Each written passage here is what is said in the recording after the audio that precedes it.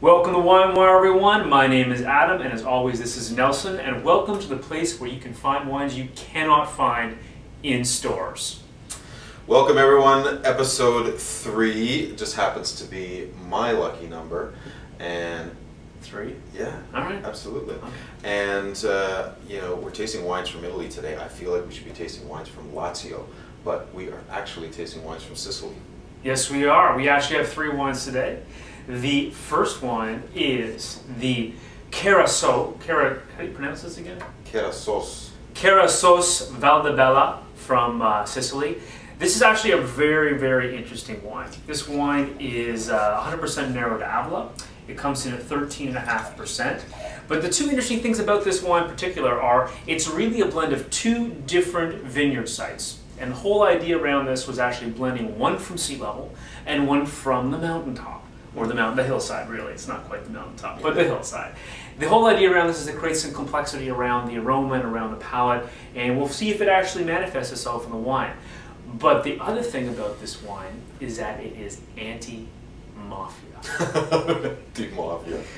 Listen, there's actually a very serious story around this. So in 2004, a group of Sicilian businessmen all came together, and they said, we're going to stop doing business with other businesses, we're only going to do business with other businesses that do not pay protection money to the mafia. The term actually became popularized as addio pizzo, pizzo meaning protection money.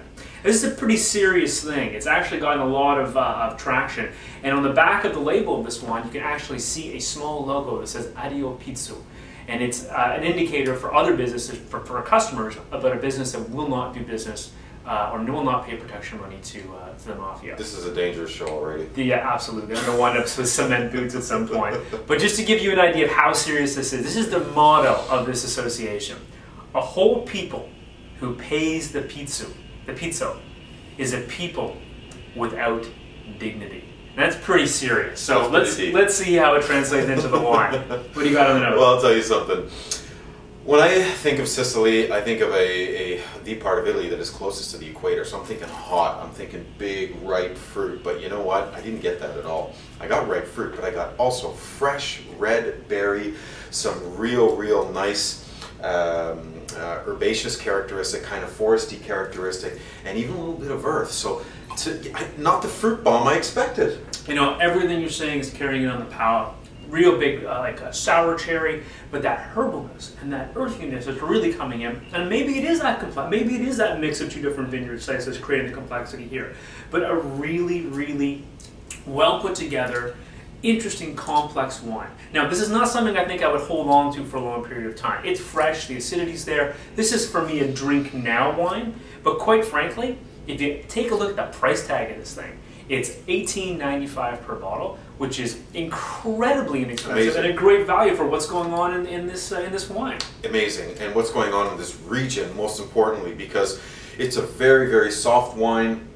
It's fresh. It's a beautiful food wine. It's the kind of wine that is priced in a category that you can afford to take it to a party and share with other people, and you may not even get to drink most of it, but who really cares? Because you know what, you're going to look like a wine genius. People are going to ask you, where did you get this wine? It's amazing, it's fantastic, it's interesting. You know, this is not your average party wine, but it kind of fits in the price range. I really like it for that. I really like it for the fact that it delivers some typicity. First of all, I don't know how to spell that word, but I just like being a wine genius. Oh. I know. So great wine, and I'm just not saying that because I don't want to wind up in a shallow grave somewhere in the Mojave Desert. Well, at $18.95, you don't even need to get a few friends together to split that case. I mean, it's an everyday drinking wine, and you're right, it should drink now. Enjoy it. It's a great wine. So what do we got number 2? Number 2 is from a producer called Golfi in Sicily. It's 100% Nero d'Avola, 2008 vintage. It comes from a parcel of vines that are on a very steep hill from small bush-trained vines. And it does see 12 months of oak aging. So is this our perceived typical, stereotypical Sicilian wine? Absolutely not. I mean, definitely much riper fruit notes on it, like you get ripe cherry, ripe raspberry. And I would expect it is a warm region, but honestly, it's not. You said 12 months in oak. There is definitely a little bit of oak scent to it. Oak's there, absolutely. But it's not over the top. It's not overpowering. There's so much fruit in here that it's not overpowering. Absolutely. It's a really pleasant nose and quite floral as well. You know, this is something that definitely is more typical of what I think of in Sicily, but very well put together and really integrated. It is a much more modern take on Sicily, I have to say, and I'm gonna move away from typicity a little bit because of the fact that it is barrique aged and you do get an oak presence and the concentration is really there. This to me says hot sun and really, really lush fruit. To me, if I'm a California cab drinker, if I'm a really juicy Shiraz from Australia type of guy, then this is going to really appeal to me. This has a lot of body, a lot of structure, very fine tannin, but you know what? The tannins are really there, and this wine does need some time to settle down. Absolutely. You know, again, you're looking at a great value wine. It's coming at $24.99. You know, consistent. Sicily is bringing value, and it's bringing quality. And this is something that's been going on for the past 10, 15 years now. And we're just beginning to see the fruits of that labor. Yeah, something I didn't mention, which is right on the front of the bottle, is the fact that it's an organic wine. And what I like more about the fact that they say that it's organic on the front is that they back it up and they actually state the organic certifying body on the back. That to me is more than a marketing ploy. It's real. It's the real deal. It's a philosophy. It's a philosophy. The wine holds 14% alcohol, and quite frankly, it doesn't drink like 14% alcohol. There's so much fruit in the wine that it carries beautifully and seamlessly. Very nice wine.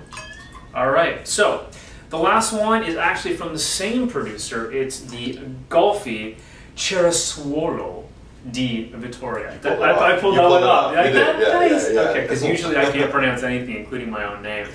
So this wine is, again, coming in at 13.5% alcohol. But there's a very interesting story around this wine. First of all, it absolutely sees no oak, which is, for, you know, maybe a little bit different from what we had before, but definitely a winemaker strategy to preserve the fresh fruit flavors that are going to be in this wine. But the interesting thing about this wine is its name. Vittoria, the name Vittoria in the wine, comes from an ancient Sicilian princess. And this princess was actually quite important for wine growing in the region because she said, "I will bequeath 2 acres of free land to anyone who's willing to plant one of those 2 acres with grapes." Bequeath? Bequeath. Amazing. I know. I can't spell typicity, but I know that word. I get it. I learned something today too. So this has been really kind of historic, beautiful story around this. Cerasuolo means cherry in local dialect. That kind of gives you an idea of where the profile of this wine is going to come. It's $27.99 a bottle, so it's the most expensive just by a hair in terms of the wines that we've tasted today. But let's see how it brings. Wow. Wow, Adam. There is amazing, amazing complexity in this wine. This is time and place captured in a bottle. This wine will not score big points in a competition. This is not the type of wine you're going to look on the shelf at 2 digits for. This wine is all about the cultural experience. I've got herbs, I've got beautiful fresh fruit like we had in the first Absolutely. wine, and minerality. It smells like it's earthy and it's got like sharpening stone in there or something, grinding stone in there. Flint? I mean, flint. There's just some crazy mean minerality going on in there that really, really speaks about Sicily in 2010. One interesting thing that I should add to this is that it's not 100% Nero d'Avola like the other 2 wines we had. Absolutely. It's 50% Frappato. And thank you, Frappato, for showing up today, the little dark horse that brings so much interest to this wine.